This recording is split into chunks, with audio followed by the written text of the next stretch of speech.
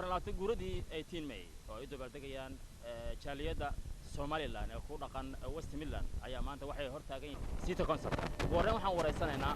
gudoomiyaha soo qaban qaabay barnaamijkan kumurta aad iyo aad ba jaaliyada Somaliland ee Birmingham ay aad iyo aad aan ugu faraxsanahay maanta oo 18 May ah oo ah sanad guuradii 24aad ee Jamhuuriyadda Somaliland in ay reer Birmingham reer West Midland ay calankii Somaliland ay ka taagaan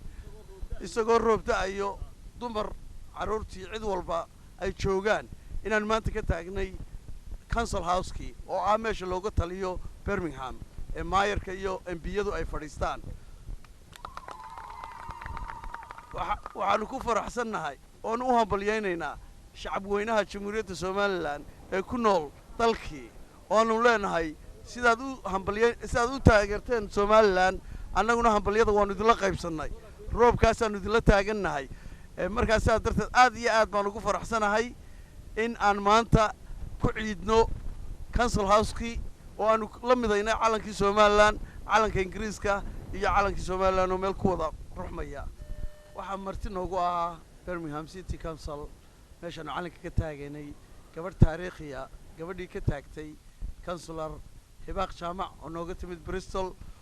oo xuskii ugu weynaa ka samaysay Bristol maantana nasiib u yeelatay inay nagala qayb gasho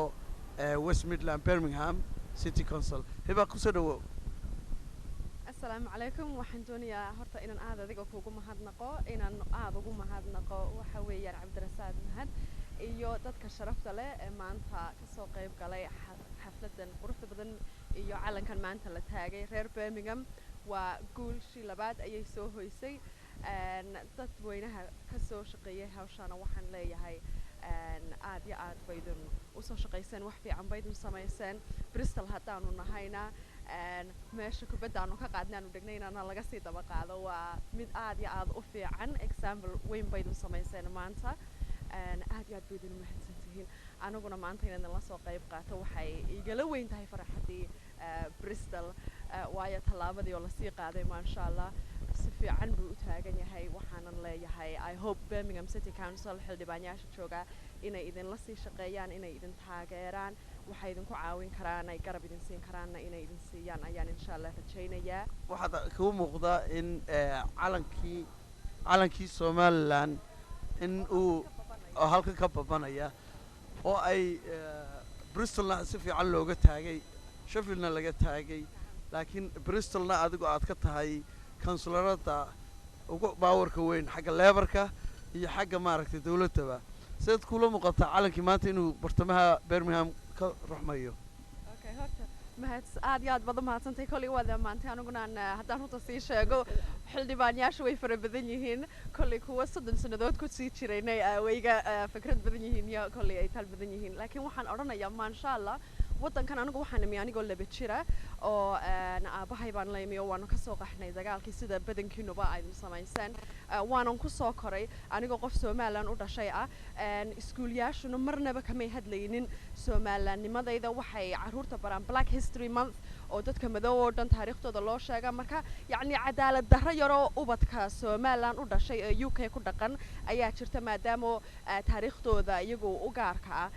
aan loo xuseynin haddii taariikhda adiga ku gaarka haddii aan lagu xusin qof jirina ma tihid marka maadaama anigu aan ku soo korayo yacni UK aan taa kala kulmay anigu maalinta 29 jir noqday inaan imaado Birmingham City Council oo ma sha Allah calankii Somaliland sidaa uga babanayo yacni kuma sheeka qiiradaydu siday tahay iyo waxa micnaha gaar ay aniga ii sameynayso haddaan ahay qof dhalinyaro halkan ku soo koray micno weyn bay sameynaysaa marka really anigu I appreciate laakiin waxa xoog taariikhda idin qori doonta caruurta Birmingham ee Somaliland u dhalatay UK oo dhan ayay maanta wax weyn u sameeysan insha Allah marka kullay way idin arki doontiin faa'iidadiina 20 sanadood ka dambe ka bacdi way idin arki doontiin faa'iidadiina annagu waxaan la tartamaynaa haddaan Birmingham nahay si aanu calanka Somaliland aynu ugu taagi lahayn dhidibada nasiibkeena gaar ahaan innagoo xisbiga Labourka ku wada jirna aynu campaign-kii laynaga yara adkaaday laakiin inagu power wali aynu ku leenahay Birmingham City Council oo Bristol aynu ku leenahay maxaynu jecelnahay inaynu midnimada somalilan aynu halkaa kasii qaadno waa su-aal aad u wanaagsan anigu horta waxaan isleeyahay calan meel laga taagay micno weyn ayuu dadka qaar ugu fadhiyaa laakiin calanka haddii la taago oo aan hawshii halkaa laga sii wadan yacni faa'iidadiisa iyo qiimihiisa yacni wax kusii kordhaya maaha marka waxaynu u baahannahay Bristol City Council laborka sidaa ugu badan aad Birmingham tihiin oo kale inaad ka dhaadhicisiin ina caruurta la baro historygooda ina walaa iskuulayaasha ku yaala UK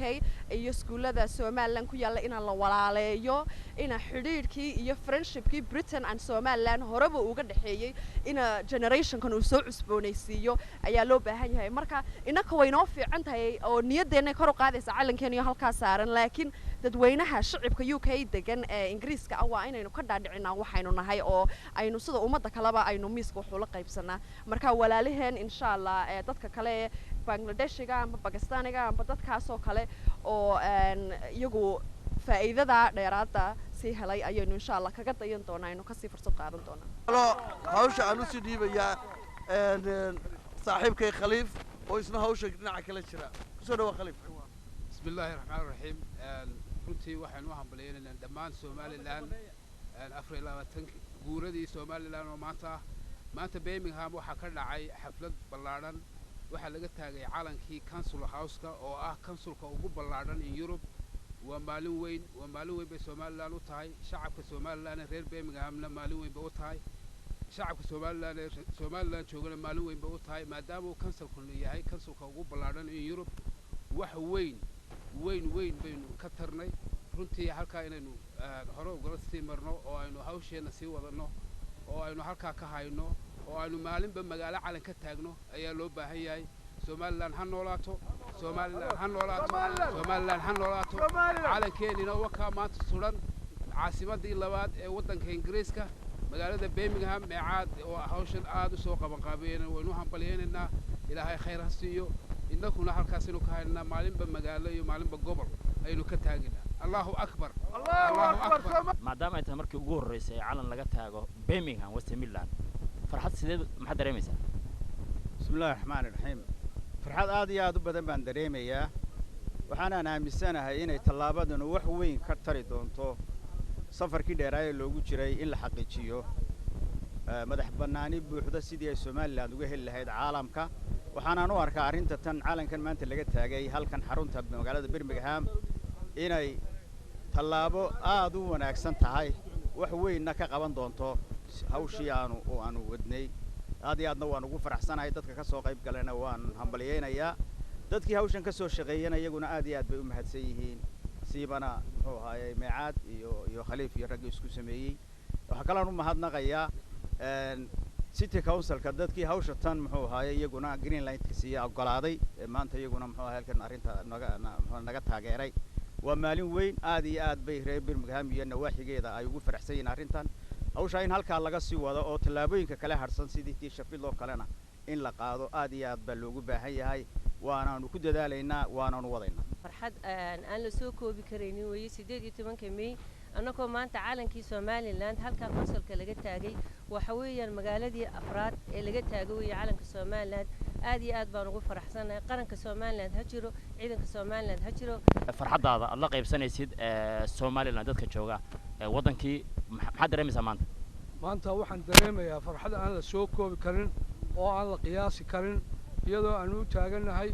18 May 24 guuradii Somaliland madax bannaanideeda ay la soo noqotay annagoo uga dabaaldegayna councilka Birmingham City Council magaalada labaad ee dalkan Ingiriiska aad iyo aad baanu u farxad ugu soo dhaweynaynaa reyn baanu ku jiraa meel wal oo Somaliland sida looga qayb galayo ayaanu la wadaagaynaa waa maalin weyn Allahu akbar magacayga waxa la yiraahdaa Farxiye Cali Cilmi aad iyo aad baan ugu faraxsanahay in maanta City Council-ka laga hortaago calankii Somaliland waxaan caalamka u diraynaa inay naga go'an tahay qadiyada Somaliland gooniisutaageeda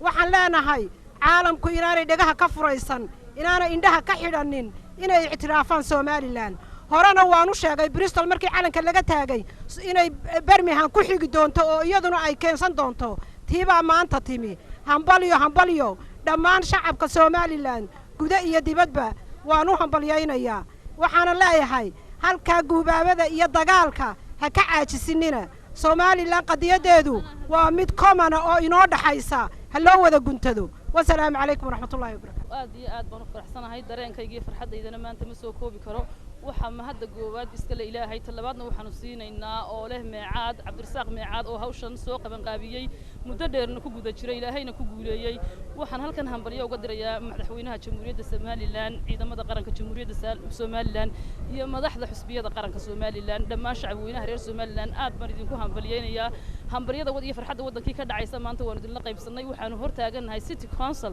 waa magaalada labaad ee birmingham waa magaalada labaad ee dalka ingiriiska xaruntii looga talinayay baanu hor taagannahay aad baan u faraxsannahay calankeenu iyo tawxiidkii sugan yahay uuna dul sugan yahay alxamdulilaahi rabbil caalamiin aniga farxad labaad bay ii tahay waa markii saddexaad ee aan ka qayb galo meel calanka somalilan laga taagay faras waxaan ka qayb galay 1991 maantana bristolna waan ka qayb galay sanadkii hore maantana birmingham baan taaganahay aad iyo aad baan u faraxsanahay mana soo koobi karo dareenkayga halkan waxaan ka salaamayaa qabanqaabiyayaasha calanka halkan maanta keenay waxaan kaloo salaamayaa somalilan dhammaanteed meel kastoo ay ku nooshahay oo ay maanta ka ciidayaan dhammaantood waan wada salaamayaa dadka isku soo xilqaamay ee yimi halkan ee maanta roobka ku hayana waan salaamayaa dhammaan waxaan wada salaamayaa waddankii ciidamada qaranka maxay ahayd golayaasha maxay ahayd dhammaan waan wada salaamayaa guuradii waxaan dareemayaa farxad iyo wanaag iyo bashbash iyo barwaaqo ummadda somalilanna waxaan leeyahay bashbash iyo barwaaqo ku ciida dhammaanna waxaan salaamaya ummadda somalilan madaxweynaha somalilan golayaasha golaha guurtida golaha baarlamaanka iyo golaha wasiiradaba inta dhammaantoodna waan wada salaamayaa maanta waxa weeye waa maalin weyn waxa weeye waa 24 guuradii somalilan dhammaan waxaan salaamayaa shacabka somalilan meel kasta uu jooga ayaan salaamayaa waxaan leeyahay barwaaqo iyo bashbash maalinteeda ku gaara dhammaanba halkan maanta aan joogno waxa weeye waa caasimaddii labaad ee birmingham waana councilkii ugu weynaa midland weeyaan markaa waxaan leeyahay maalinteedna barwaaqo iyo bashbash ku gaara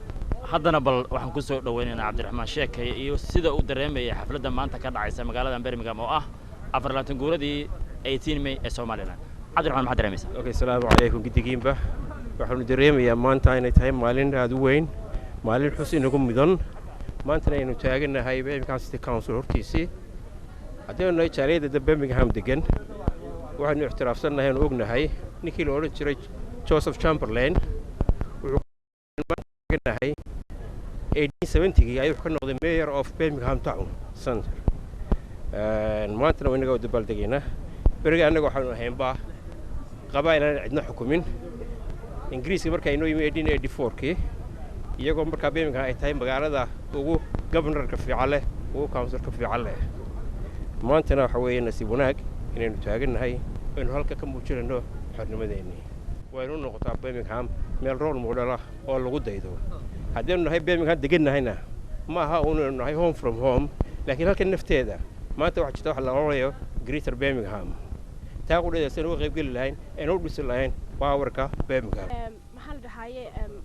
Birmingham City Council in calankii saaray I feel very proud now that when I walk past every day I can see calanka meesha ka saaran and I can say that Somaliland ban ka imid anigoo farta ku fiiqaya Assalaamu calaykum waraxmatullaahi wabarakaatu waxaan la qaybsanayaa dareenka maanta Somaliland oo dhan kuwa gudaha jooga iyo kuwa dibadda joogaba ay aaminsan yihiin ee ay wada dabaaldegayaan 18 May u dabaaldegayaan waxa anaga noo dheer maanta oo celebration labaad noo ah calankii Somaliland oo laga taagay City Councilka Birmingham oo hoos taagan isagoo roob da'ayo oo ka joog weynaan maadaama calankayaga la saarayo waa inaanu joogno oo aanu saarno calankayaga in City Council Birmingham inaanu joogno waan hambalyeeynaa miicaad baan u mahadnaqayaa in waxaan hambalyeeynaa cabdirasaaq miicaad baan u mahadnaqayaa maasha Allah guusha maanta noo soo hooyay halkaas uu kaaya keenay waxa kale oo aan u mahadnaqayaa oo hambalyeeynaa Somaliland meel ay joogto madaxweynaha in ciidamada qaranka saddexda gole waan wada salaamayaa Somaliland oo waxaa haddana soo galay Suudaan kabare maadaama maanta ay tahay 18 May 24 guuradii Somaliland calankiina laga taagay konsolka aad u jeedo inuu ka babanayo aad iyo aad waxa weeye dareenkayga ma soo koobi karo maanta iyadoo ay ku beegan tahay maanta dalkayga laga dabaaldegayo 18 May waa maalin aan wada garanayno sida qaali noogu tahay waxaan aad iyo aad ugu mahadnaqayaa dadkii ka soo shaqeeyay hawshan runtii guul weyn bay gaareen iyagoo maanta ku beegay 18 May ee Somaliland inaan 18 May ka soo calankii Birmingham runtii guul weyn bay noo tahay reer Birmingham aad iyo aadna waan hambalyeynaya dhammaan shacabka reer Somaliland waxaan hambalyeynayaa Cabdirasaaq Micaad Khaliif Warsame dhalinyarada halka marayso oo dhammaantood gidigooda hambalyeynaya odayaashii baa halkan joogay iyaguna ka dambeeyay hawsha runtii gidigooda way wada mahadsan yihiin iyo dumarkeena dhammaantood aad baad mahadsantihiin cabdinaasir horta aad iyo maalin aan aad faraxsanay weeye waad arkaysaa shucuurtaydu xitaa roobkii baanu dareemin maanta waa maalintii gool istaaga Somaliland waa maalin weyn waa maalin ay ka soo wareegtay 24 sano 24 sano waa rubuc qarni boqolka sano marka la qaybiyo waa qayb kamid ah marka waxaan jeclahay in qaybta labaad marka bilaabanto aanu insha Allah halkan ka soo saarno oo ah Birmingham magaalada madaxda labaad ee UK ayna townkeeda inaanu ka soo saarno ictiraafkii oo buura oo Soomaaliya saa ku soo noqoto Somaliland ay noqoto hoggaanka Somaliland ay noqoto ta dhalisa wadan cusub future cusub modern wanaagsan oo dadka soo jiita oo East Africa ba lagu soo hirto insha Allah ta'ala Somaliland ha noolaataan leeyahay aad ayay noogu tahay farxad weyn anagoo maanta calankii Somaliland surnay amba uu ka hobbanayo Birmingham City Council xaruntiisii ugu weynayd waxa farxad noo ah inaanu 18 May aanu ku dabaaldegno 24 guuradii ka soo wareegtay xornimada Somaliland Birmingham City Councilkeedii waxaan aad iyo aad ugu mahad celinayaa Cabdirasaaq Micaad oo hawshan xil weyn iska saaray una guntaday iyo Khaliif Xinwaal aad iyo aad baan ugu mahad celinayaa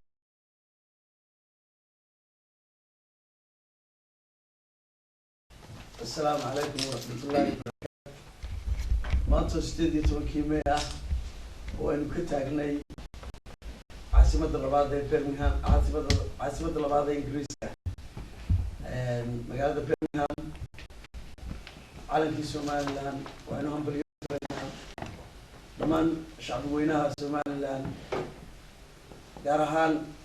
ciidamada qaranka ururka dhalinyarada dawladda madaxda sharafta leh waxaan leenahay salaanidii ka timid caasimadii labaad ee Birmingham mar labaad waxaan leenahay shirkii qaybtiisii hore waxay ahayd maanta xafladda oo aynu calanka ka saarnay calankeeni Somaliland taagnay town hallka council houseka ee Birmingham uu weli ka taagan yahay muddo bilana ka taagnaan doono waxaan aad iyo aad ugu faraxsanahay inaynu Birmingham ay ka soo baxday xil weyn kaftana ahaatee wasiirka madaxtooyadu markuu inoo yimid iyo wasiir ku-xigeenka kalluumaysiga Maxamed Caashi iyo Xirsi waxay yidhahdeen reer Birmingham ictiraafna ma hayaan lacagtii waddada cergaabana ma hayaan marka maanta waxaan u sheegaynaa in aynu lacagtiina aynu hayno ictiraafkiina maanta daartan aynu ku shirayno dhagadiisu ka taagan yahay intaas waa message ay noogu yimaadeen waanaynu ugu celinay waxaynu insha Allah ku dadaalaynaa oo dhaqso ugu dadaalaynaa wax walba dadaalka markaad bilowdo waad heshaa wixii niyadda aad geliso qalbi saafiya calankaaga haddaad New York ka taagtid waad helaysaa daartan aynu maanta ku jirno waa daartii council house ee loogu talinayay Birmingham calankiina waa kaa dhinac walba inaga yaala dekedeenu suran yahay shacabkeena waxaan ugu farxad gelinaynaa idin maanu ilaawin waynu garab taaganahay meel kastoo aynu ictiraaf ka helayno waynu ku dadaalaynaa iyagana isku duubni baynu ka codsanaynaa innaguna isku duubni baynu bilaabaynaa assalaamu calaykum halkan waxay nala fadhiyaa councilor Ibaaq Jaamac oo iyaduna ahayd gabadhii ka taagtay Bristol councilor marka iyadana qaybteed baan ku wareejinaya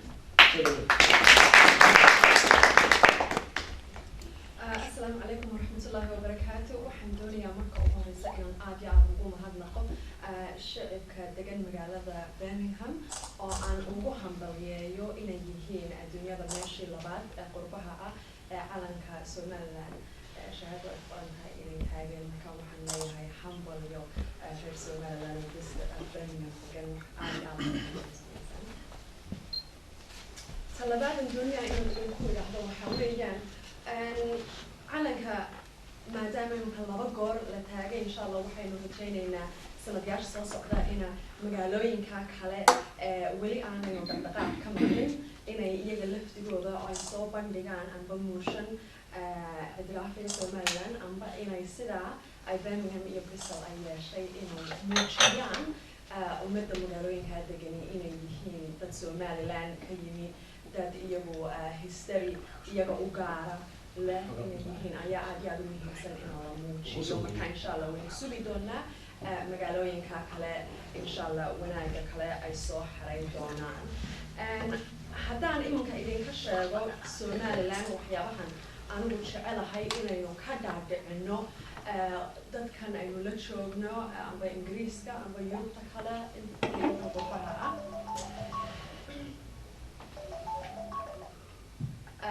taasoo aan kusoo koobi lahaa oo amba aan si fudud aan ugu sheegi lahaa oo la odhan karo waxaa weeyaan 4P waa 4P 4taa P waxay ka samaysan yihiin progress prosperity pride and peace haddii aan turjubaan dheeraada 4taa shay dhibankasii galo waxaan odhan lahaa waxaa weeyaan progress waa horumar waxaa looga baahan yahay shacabka somaliland hadday UK joogaan iyo haddii qurbaha kaleba ay joogaan inay aanay maalin kaliya soo toosin iyagoon wax horumara keenin horumar naftooda inay u keenaan horumar qoyskooda inay u keenaan horumar wadankii ay ka yimaadeen oo weli laga sugayo faa'iidadoodana inay sameeyaan marka bini aadamka oo dhan taa kole way ka dhaxaysaa ta labaad waxaa weeyaan prosperity oo loo dhigi karo iminka dhaqaale wanaag matalan dhaqaale wanaagna wuxuu yimaadaa dadku markay iskaashadaan businessyaashooda iyo futurekooda iyo blankooda ay ka wada tashadaan markaa waxaan kusii leeyahay ummadda reer somaliland adduunyada meeshay joogaanba iskaashada weliba arrimaha somaliland aad iskaga kaashada iyo dhinaca lacagtaba ta saddexaad waxaa weeyaan pride kolley haddaynu reer somaliland nahayna prideku inagama yara dhinaca kalsoonida iyo fashionka iyo prideka inaynu aad u wadana ayaa la moodaa laakiin dadkaasu waa dadka waaweyn fahmaya somaliland waxay tahay iminka caruurteena yaryar haddaad eegtid ee qurbaha kusoo koray 5 jir 7 jir 10 jir ma yaqaanaan somaliland waxay tahay taariikhdiina garan maayaan marka waxaa muhiimsan taariikhdan inakaale inaku haddaanaynu qoran oo caruurteena aanaynu ka tusin waxay ku kalsooni kaga qaadaan yeelan maayaan ta afraadna waxa weeyaan peace taasoo somaliland kolley haddii waxay ujeedaba haddii erey lagu soo koobo waa peace waa nabadgelyo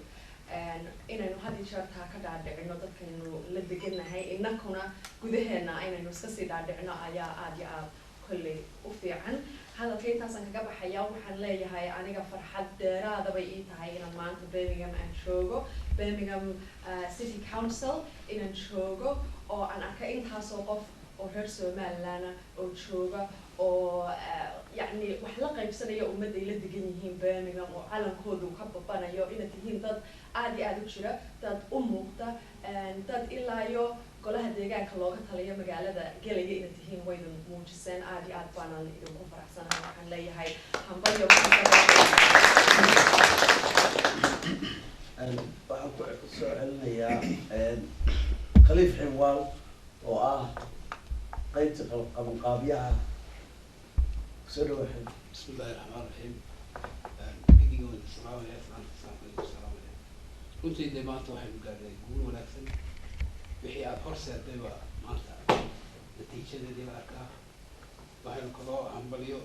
xoogna u diraynaa dhammaan shacabka somaliland meel kastay joogaan odayaasheena qaranka arrinkan waa arrin iminka inoo bilaabday inkastoo ay jireen magaalooyin inooga horreeyey way ka mid yihiin shaafiga iyo cardiff iyo bristol haddana maanta waa caasimadii labaad oo waxaanu idinkaga sidaynaa de waa caasimadii labaad idinku magaalooyin baad haydeen marka waa councilkii uguna ballaarnaayo waxaa lagu tilmaama birmingham council inuu yahay councilka ugu weyn yurub marka macno weyn ayay runtii samaynaysaa halkaa inaanu ku joogno ma aha waa in hawl badan baa inoo taala hawshaas waa sidii ay kaaga yeelaan tallaabada labaad ee loogu xigtay u qabsanaa hawshaa horena waa loogu jiray iminkana waa lasii xoojinayaa insha allah ilaahay baan ka rajaynaynaa inay noo hirgasho magaalooyinka iyo tuulooyinka kale UK-na aynu gaadhsiino waxa aynu maanta samaynay wixii hore loo soo sameeyey oo ay halkaa iskuduunideena iyo wadajirkeena aynu hore ugu sii marayno oo aynu ka wada shaqayno oo aynu iska kaashano sidaynu meel kasta caalamkeenaana uga taagi lahayn ictiraaf loo heli lahayn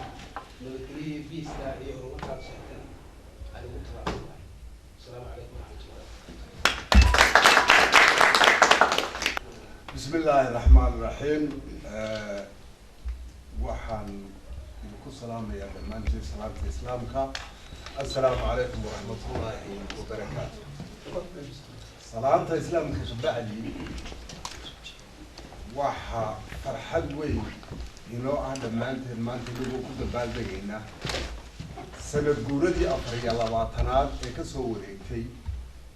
goonistaagga Somaliland oo aynu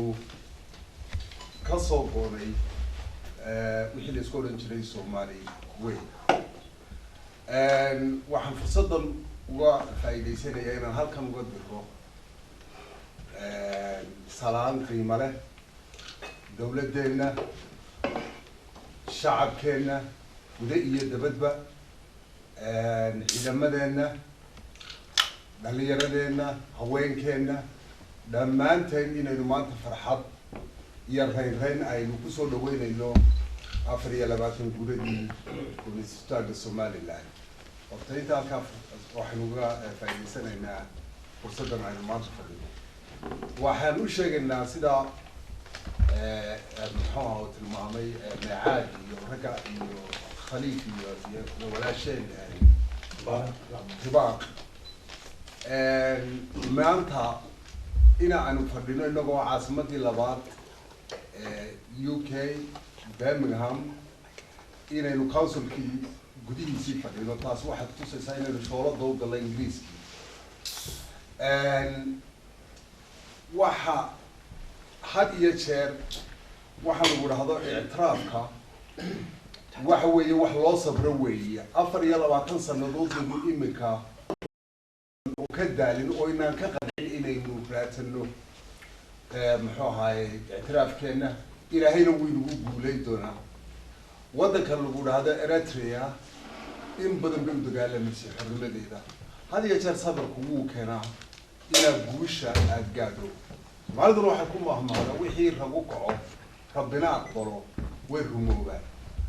bedelka iyo wixii markaa la bilaabayo qof baa bilaaba group baa bilaaba walaalehen baa soo bilaabay ictiraafka Cardiff iyo Sheffield inagaynu maraysaa iyo Bristol inagayna maraysaa Birmingham de waxa weeye talaabada ku xigta waa London magaalo madaxdii waddanka halkaasoo dee dowladda Ingiriisku fadhido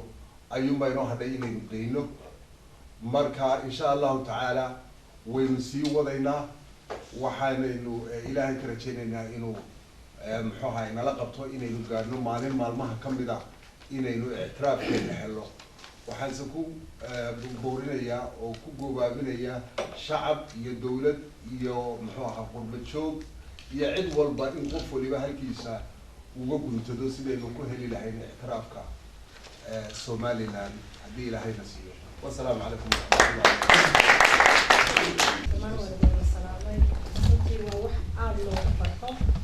oo qiimo badan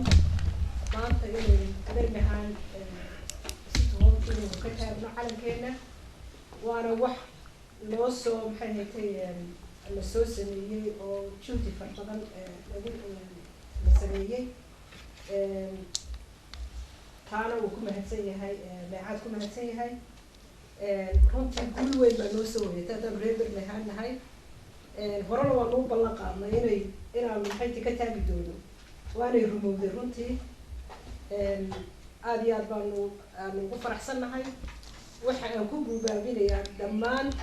dadka reer Somaliland meel kastay joogaanba in ay maxay haytay u guntadaan sidii ay uga iibin lahaayeen adduunka oo ictiraafka u raadin lahaayeen qof walba inuu mas-uuliyad iska saaro isagu inuu responsible ka noqdo inuu raadiyo haddii aynu sidaa la sheegay aynu sabir baynu u baahannahay way iska imanaysaa waqti ay noqotaba laakiin inagu inaynu dadaal samaynaa halkan anigoo fursadda ka faa'iidaysanaya waxa aan maxay haytay salaan qaali aan u dirayaa aan leeyahay nagula ciida waana nagula ciidaynaa oon hambalyo u dirayaa dhammaan shacabka reer somaliland dhalinyaradeenna madaxdeenna saddexda golo xisbi dhammaan waxaan leeyahay xukuumadda dhammaantood waan wada salaamaya waxaan leenahay dhammaan aan ku wada ciidno ciid wanaagsan ugu horeyn waxaan maalintan qiimaha leh maalin xitaa u qiimo badan stateonka meerka shacbiga reer somaliland maalin ku weynaa anoo fursada ka faa'iidaysanaya waxaan hambalyo u dirayaa shacbiga reer somaliland meel kasta dunida ka joogaan iyo meeshooda qarankaba madaxweynaha madaxweynekiisa ra-iisul baarlamaanka guurtida ciidamada qaranka iyo dhammaan hay'adaha dowladda oo dhan iyo shacbweynaha reer somaliland dhammaantood intaa ka bacdi runtii maanta waxaa farxad loo ah inaan kasoo qayb qaadanay calansaarkii calanka somaliland laga saaray meeshii labaad ee waddanka UK taasoo uu hirgeliyey runtii cabdirasaaq meecaad xuseen oo dadaal badan uu gala darteed aynu maanta fursaddan inoo sameeyey inona fuliyey waxaan leenahay aad baan ugu mahadnaqaynaa arrintaas u sameeyey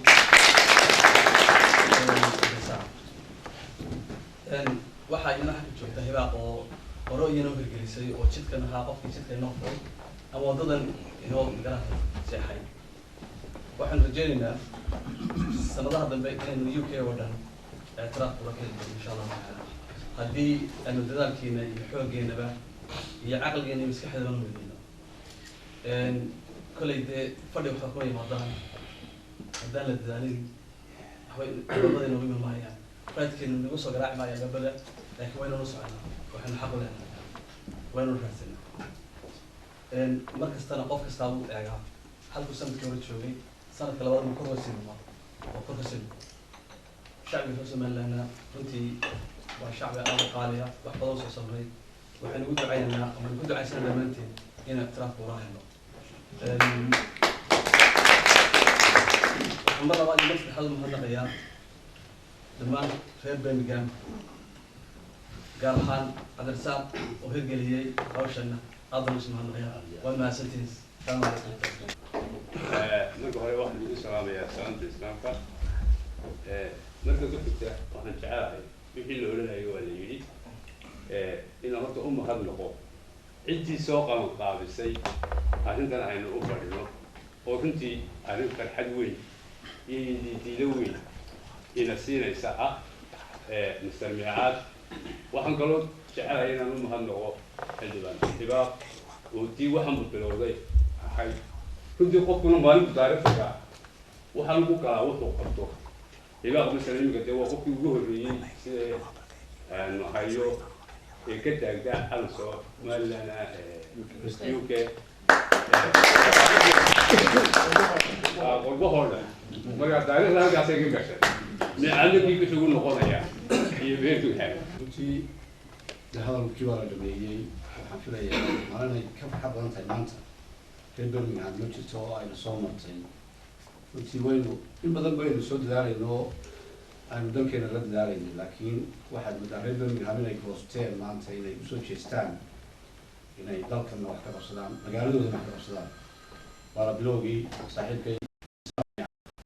aad ayaa wanaagsan waxaa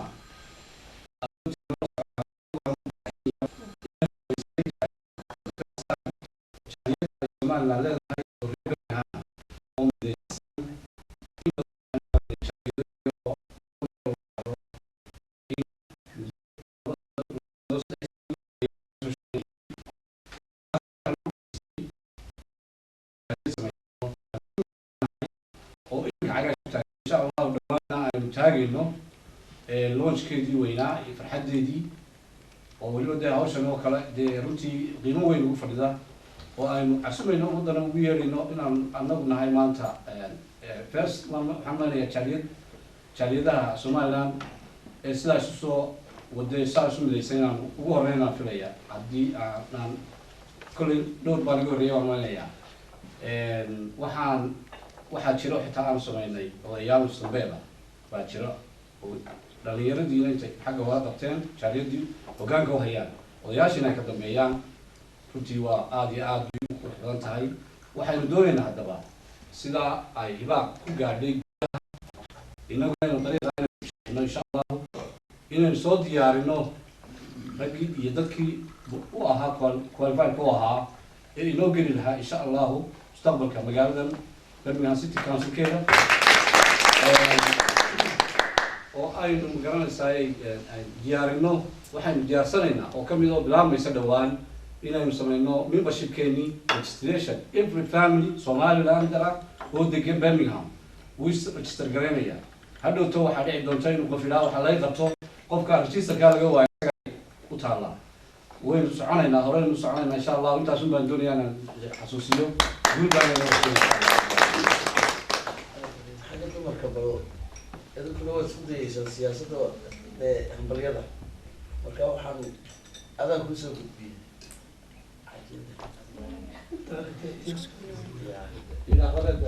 waxaan halkan ku wareejinaynaa odayaasha Birmingham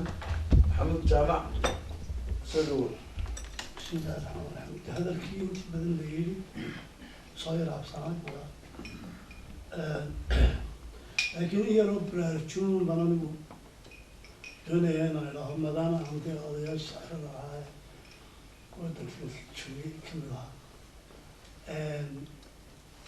waxaan joogaa imika ilaa anigiyo ninkan waxaanu ka nimid Denmark ilaa 12 sano marka halkan imina jaaliyad baan sameeyey weli registered oo councilka ka ah cabdiraxmaan kaayina waanu sharagnay waxa weeye maanta waxaan kaloo jeclay inaan salaamahayaa maalintii ay doonaysay inay musharaxa ay ahay ayaanu kulannay dabeedna waan ku dhiirigeliyey waxaan ku yidhi keep going yeah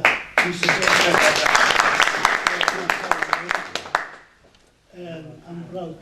to see you here. Marka sidii uu Suudaanka wada yidhi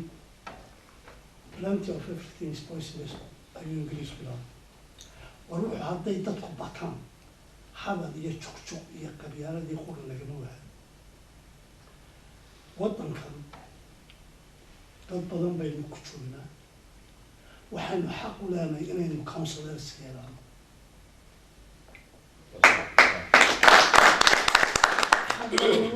we are qualified baynu nahay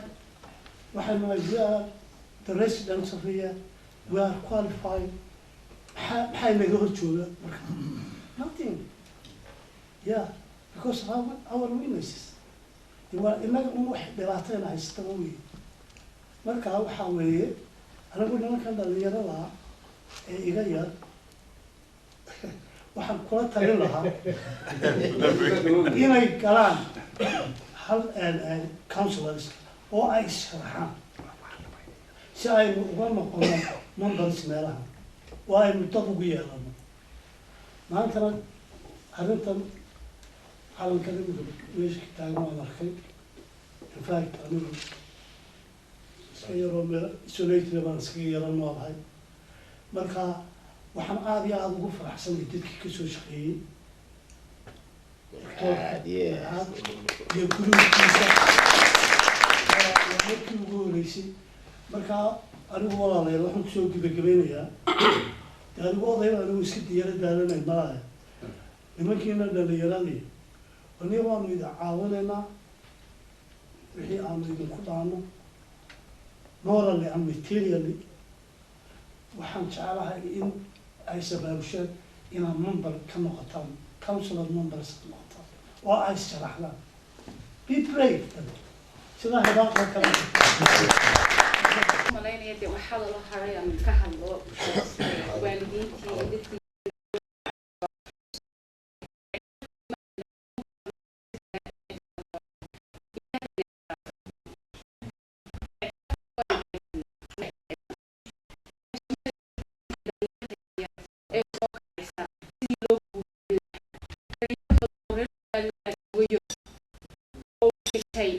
laakiin isma yaqaanaan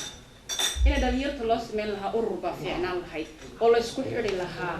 because dhalinyartuna iyaga meelina gaarsiinaya dadka waaweyn way soo gaadhnay laakiin dhalinyarta in wax loo qabtaa u fiican oo la isku xidho hibaaq maasha allah dee wataasoo waa calli noo saaran meesha laakiin dhalinyaro fara badan oo hibaaq lamid ah jiray dhalinyaro aad u fara badan oo hibaaq lamid ah oo dakhtara leh oo looyara leh ayaynu leenahay